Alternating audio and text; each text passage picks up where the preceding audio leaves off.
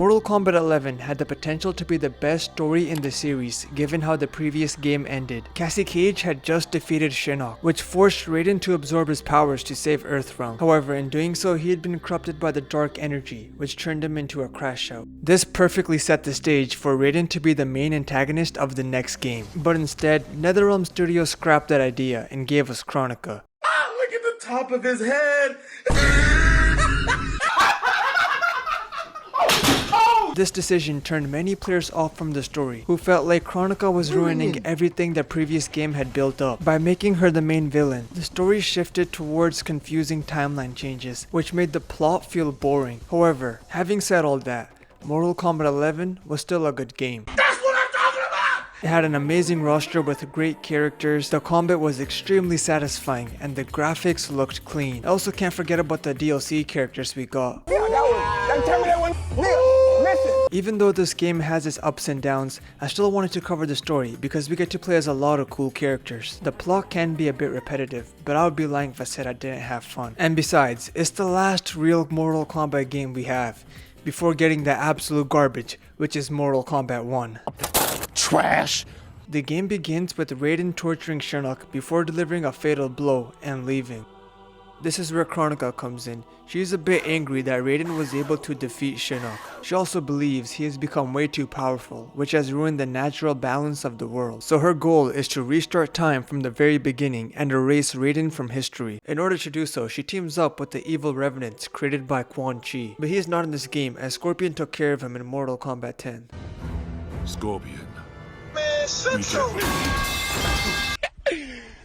But anywho, as she restarts time, the past and present begin to merge, bringing dead characters back to life and younger versions of the fighters into the present day. Because of this time glitch, evil Raiden is gone, while Raiden from the Mortal Kombat tournament takes his place, along with Liu Kang and Kung Lao. Shao Kahn is also brought back and starts a fight with Kotal for taking his place as the ruler of Outworld. It turns into complete chaos. Raiden and the others side with Kotal while Baraka and the rest fight for Shao Kahn. Since this is Kotal's chapter, we play as him and defeat Scarlet and Erron Black, who stand in our way. Eventually we fight Shao Kahn and manage to beat him, but he is able to escape with the help of D'Vorah, where they meet up with Kronika and ally with her. Meanwhile, Raiden and the others teleport to Earthrealm and meet with Cassie Cage. At the same time, we learn that the Wuxi Academy has been attacked, so Liu Kang and Kung Lao go check it out. While exploring, we run into Geras, Kronika's #1 glazer. Soon, our evil revenants show up. They were both killed in Mortal Kombat 9. This version of Kung Lao had his neck snapped by Shao Kahn, while Liu Kang was killed by Raiden. They try to convince us to join them. We refuse and end up fighting each other. Liu Kang and Kung Lao defeat their clones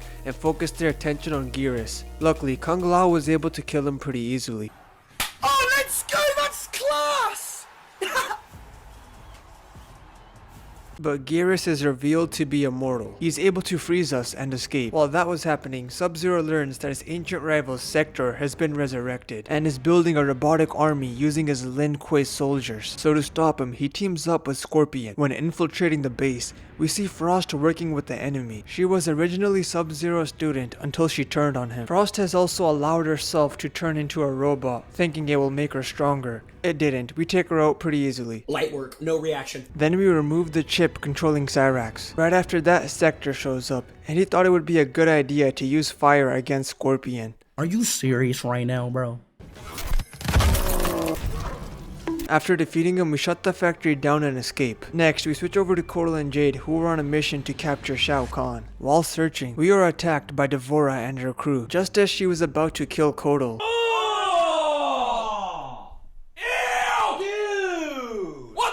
Jade intervenes and stops her, and forces D'Vorah to tell her where Shao Kahn is located. She reveals that he is hiding at Baraka's camp. When they arrive, Kotal decides to kill all the Tarkatans for betraying him. Jade disagrees and wants to spare them, which leads to a clash between the two. Jade wins the fight, but they are both left weakened, which gives Shao Kahn the chance to show up and kidnap them. While all of this is going on, Raiden is consulting with the Elder Gods, just to find out they've been killed. Only Cetrion remains, the daughter of Kronika and sister sister of Shinnok. She warns Raiden about Kronika's plan and tells him that Kotal has been captured. Hearing the news, Raiden returns to the others and explains what happened. He sends Liu Kang and Kung Lao to meet up with Kitana and go save Kotal from execution. Before the fight, Kitana meets with Queen Shiva to get her support. However, she will only help us if we can get Baraka to join our side. So we sneak into the Tarkatan camp and run into Scarlet, who catches us. You got me. Which causes another battle. During the chaos, we confront Baraka, the group leader, and we convince him to join us. So now that we had our allies, we pull up to Kotal's execution. Once we free him, he goes after Shao Kahn, who ends up breaking his back and leaving him immobilized. As he was about to die, Kitana steps in to save him. She fights and defeats Shao Kahn. To finish him off for good, she takes off his mask and delivers the final blow. Following the victory, Kotal names Kitana the new Khan of Outworld. Meanwhile, back at headquarters, Cassie Cage and the rest of the crew are attacked by Kano and Aaron Black. They end up kidnapping younger Johnny along with Sonya Blade and take them to their hideout, where Sonya is forced to fight against Cabal, who is being manipulated by Kano. In the original timeline, Cabal's face gets burned by Kentaro, forcing him to wear a mask. However, this version of Cabal isn't burned yet. Kano simply lies to him, telling him that it was Sonya who does it, so that he will fight and get rid of her. That doesn't go as planned, as Cabal gets absolutely folded. Eventually, Cassie is able to rescue us. We exit the building and hide as Kano pulls out a minigun. Sonya quickly blasts him, making him drop the weapon. To kill Kano, we shoot his clone, which also affects the original. Just as things were looking good, Geras shows up. Sonya is forced to battle him while everyone makes an escape. Since we can't really kill Geras, we run him over with a car and then blow him up, which gives us enough time to get away. Back at the Fire Gardens, Raiden sends Jax and Jackie to Shang Tsung's island to recover Kronika's crown. Raiden is certain Kronika still needs more power to restart time. And since Shang Tsung's island is full of trapped souls, he believes she is using that power to recharge the crown. During the mission, we run into Bihan, who was killed in Mortal Kombat 9 by Scorpion. He is currently 0-6 in his fights, and that wasn't gonna change today.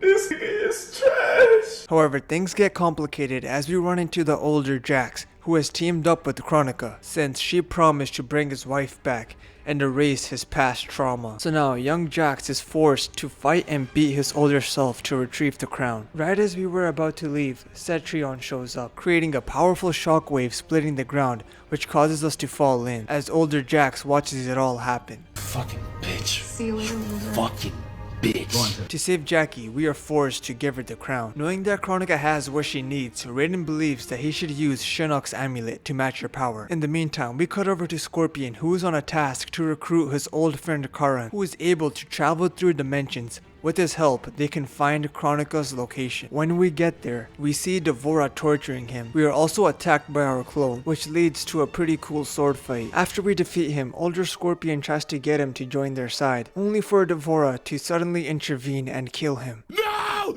No! No! With his last words, Scorpion tells his younger self to recruit Karan and warn Raiden. We honor his dying wish. When we arrive at the Fire Gardens to explain what happened, Raiden refuses to listen and attacks Scorpion. When Liu Kang tries to step in, he is also attacked. Raiden is acting this way because he is using Shinnok's amulet. Eventually, he and Liu Kang begin fighting, and during their battle, Raiden receives visions that he and Liu Kang have fought across multiple timelines, which was all planned by Kronika. As he calms down and puts the amulet away, Kronika appears and kidnaps Liu Kang. Raiden explains the situation to everyone as they prepare for battle. While traveling across the sea to find Kronika, we are ambushed by Sector's army. During the battle, we run into Geras, and to get rid of him for good, Raiden drops him into the bottomless ocean, causing him to drown forever. Meanwhile, Revenant Liu Kang steals his own soul to grow stronger, and then launches an attack on Raiden and the others. But once we defeat him, Raiden fuses himself with Liu Kang to become the Fire God.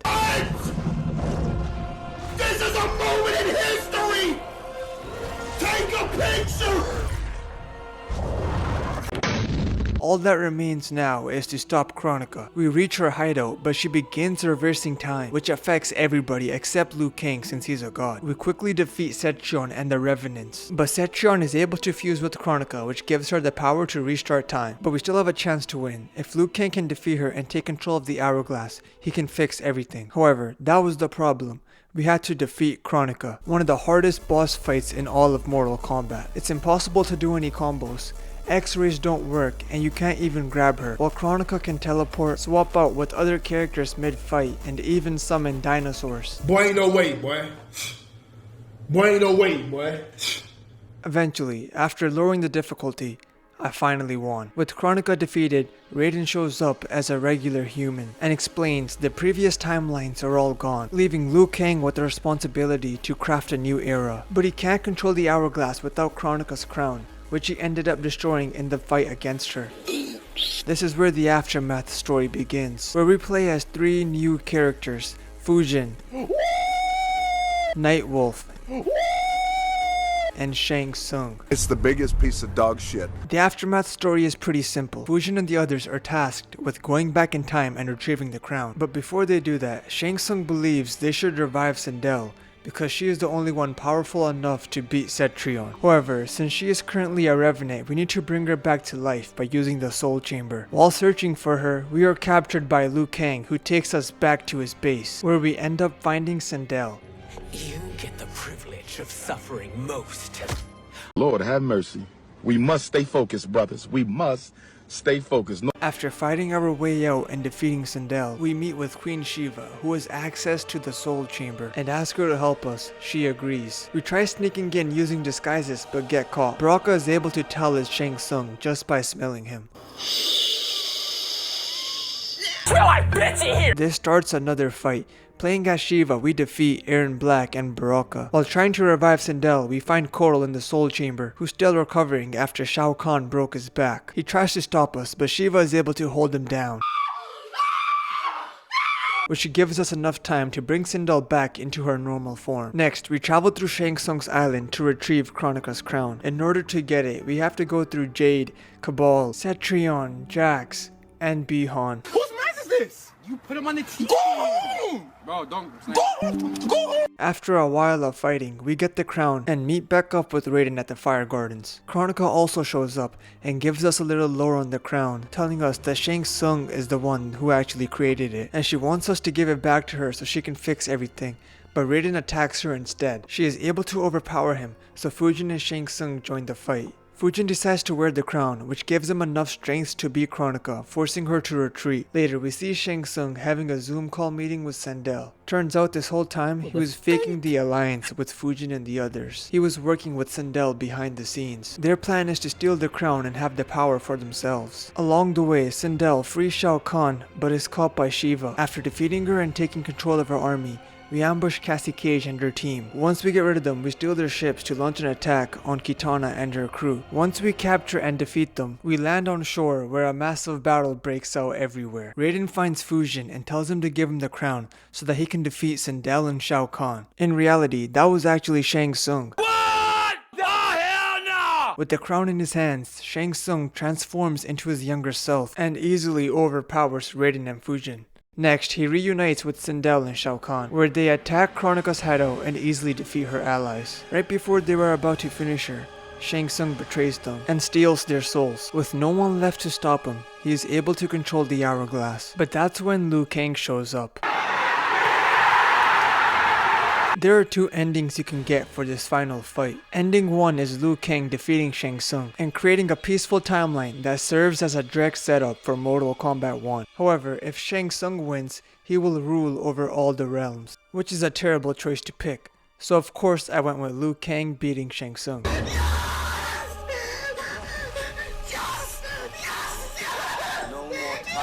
The last scene we get of this ending is Liu Kang traveling back in time and meeting with Kung Lao. I have chosen you as my champion, Kung Lao. We have work to do. You must be prepared, trained. Trained? For what?